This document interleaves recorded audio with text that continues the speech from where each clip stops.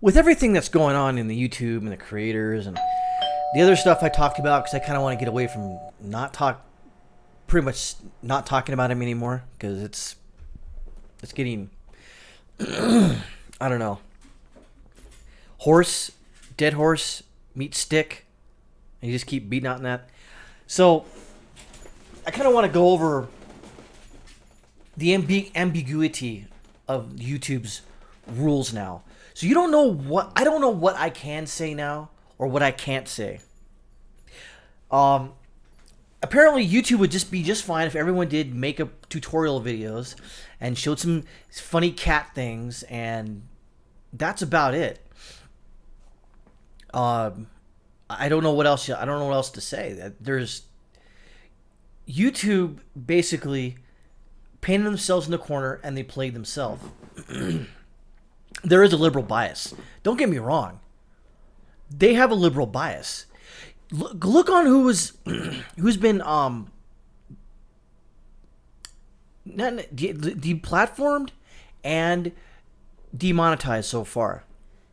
There may be a couple outliers out there that have been some real extreme wacky lefties. For the most part, it's all been people to the right of Pol Pot. But anybody to the left of Pol Pot is fine on YouTube, apparently. It's okay. It's like, come on board, you're good enough to go. But what is the end game here? Because like I said, they're just going to... Those rabid left-wing ideologues are just going to follow you somewhere else. Because they got no time. They have enough time on their hands to do that. So what... I don't know. I'm looking for solutions here. I don't have them. Because I thought about this today. I was thinking, I'm like, well, what if I just, got off the internet and pretty much unplugged and just kind of like just went back to newspapers, or there's still left-wing bias in the news. And luckily I'm smart enough to understand what their biases are and kind of pick it out and kind of, okay, here's the real story. Here's the author's bias. Because the bias in the news media is thick. And they often don't tell you their biases.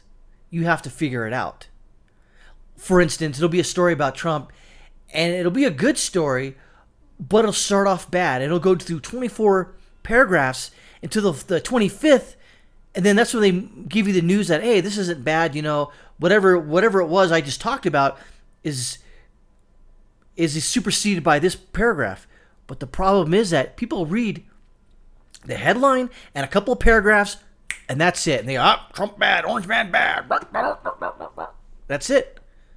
And so they go out and regurgitate that to someone else in their echo chamber. And they go to that person goes to another person, etc. Repeating bad news that is often fake, and it is not the whole story. That's what the news media does. And if you don't read the whole story in, say, the New York Times, or blatantly violate that tenet, if you will, a lot. So again, what is there? I don't have the solution here. And if you're here looking for solutions, I don't have it. I think, as I said, metaphorically speaking, and using it as an analogy, YouTube is the hill to die on. I'm not talking about violence or anything like that. I'm talking about taking a stand and continue putting out content. At no point should you self-censor. Unfortunately,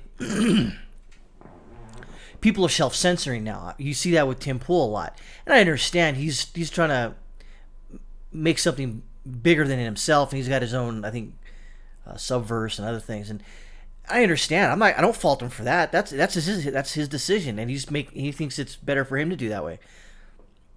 More power to him. And there's other people like Sinatra says he cusses a little bit, but he puts out content, but it's never violence. That's what I just don't understand. None of this content, for the most part, that I've seen is violent. It's just news-based opinion, just like Vincent James Red Elephant. He got demonetized as well.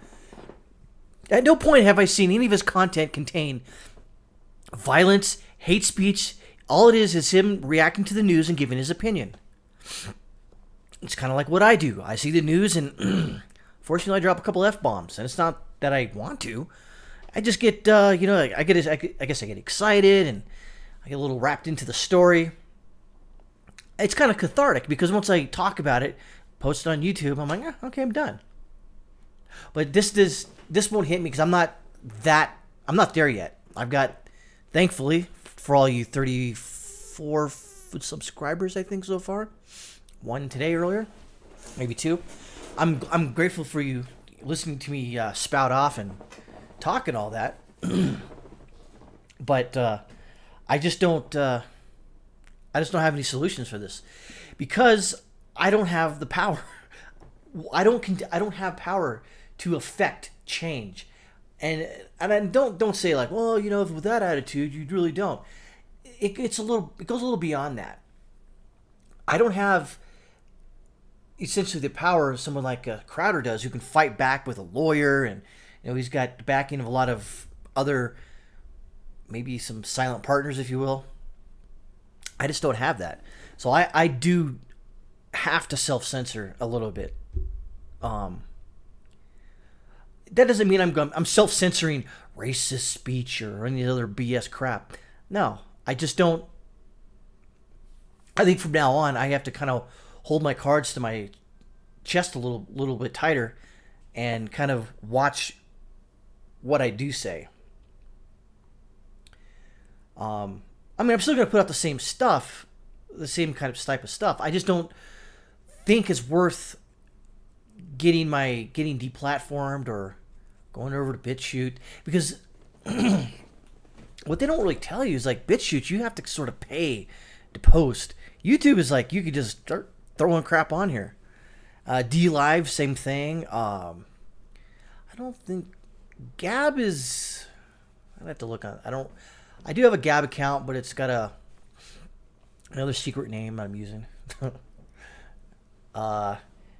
And Twitter, I don't have my name Lazo on it. I have a other account I've had for a long time, and I have thousands of followers, but I only interact with two of them, I'd say two, maybe 20, if that, and they're mostly dudes,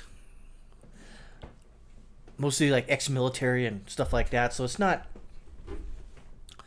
to write home about, but I don't know where else to go. I mean, I started here just almost 2 months ago, so where do I go?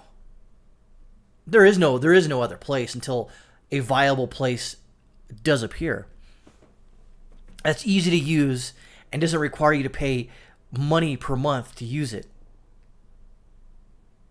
Because I'm not necessarily poor, but I'm not necessarily rich, if you get what I point. So, I mean, I'm basically self-funding this, and it doesn't cost me any money. I bought a few, like the webcam you see there, microphone, and I bought a new computer, but I've been wanting to buy one anyway. So I'm only into this thing for about $200, maybe $3. So I mean, I do this for fun. As far as that guy from Fox, I mean, I don't know. That guy is like, he's a whiny bitch, but he's a smart guy, and he lit the fires under the right butts so far. But he is receiving some backlash, rightfully so, by the way. But some people are afraid. I think Ford Fisher said, "No, don't blame him. I just got wrapped up into it." That's a nice way of saying thanks, asshole. I think that he doesn't want to piss him off, whether he believes his intent or not. I'm pretty sure he doesn't want to piss him off, so he's just trying to tamp him down and just try to say as little as possible, and hopefully fight the YouTube censorship that he got.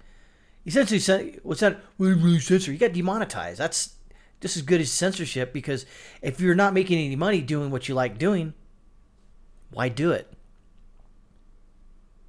I'm different because I don't get paid. I'm doing it for free. I think a conclusion here is that we shouldn't self-censor. However, having said that, like I said, keep your cards closer to your chest. Don't self-censor, but before you talk, kind of jot some notes down and go, okay, I want to stay in this area here. I don't want to cuss. I don't want to always put out caveats. Like, for instance, if you're attacking the ideas of person, kind of throw out goes, I'm not attacking this person personally. I don't know if he's a nice guy or not, or a nice woman, etc. But I'm attacking their ideas. Or don't want to say attack because that's violent. Say you're criticizing their ideas or you're critiquing their ideas. I think that's the best way to go. We just basically people who are right of Pol Pot, Mao Zedong, Lenin and Stalin and Mussolini, if you will. We all have to, for those people, that includes a lot of people, we have to kind of watch what we say. Again, that's borderline self-censorship. But until this crap dies down, which it won't for a while, but it'll die down-ish, we as creators need to just kind of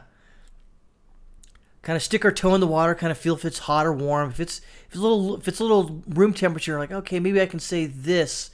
Maybe I can push the boundaries a little more this way. Then that's fine. But until then, my suggestion is let's pump the brakes a little bit and slow a roll, because those YouTube bastards are gonna get you. They're gonna get you eventually by deplatforming, demonetization, or whatever. So that's about it. So see you probably in an hour or so for another video because I'm bored off my ass.